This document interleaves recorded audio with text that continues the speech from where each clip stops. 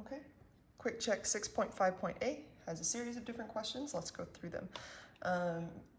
Prior to starting, it tells you that you're reacting 1.34 mole of H2S. I like to put the mole directly underneath the thing that's given, and 1.07 mole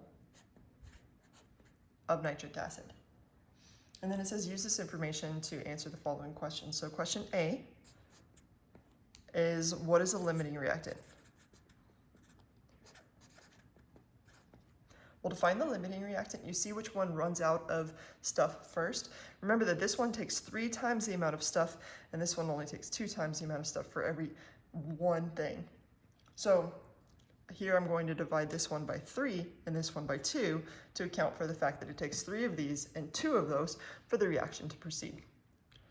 I see which number is smaller. So 1.34 divided by 3 gives me 0.45. And 1.07 divided by 2 is going to give me 0.54. So you ask which one is smaller. This one is smaller.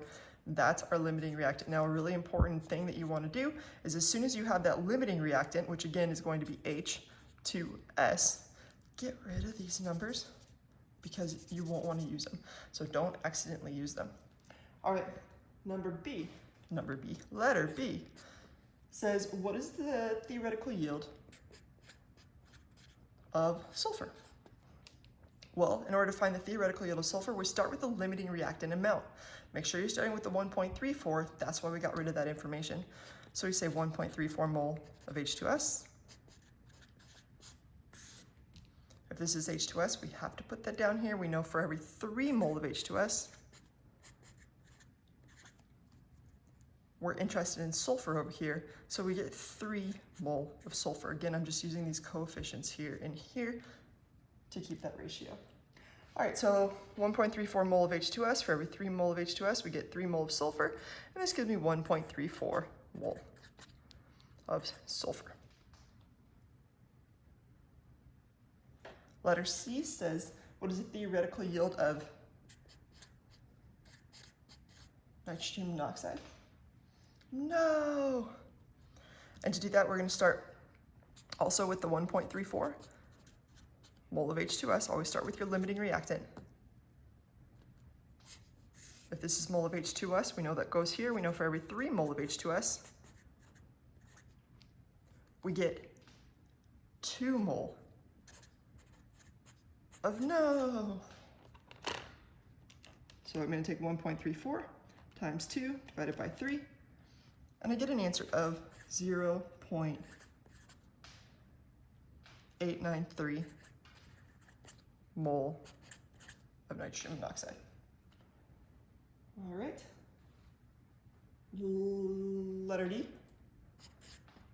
says, what's the theoretical yield of water? Same thing. We start with the limiting reactant amount, 1.34 mole of H2S. We know for every 3 mole of H2S,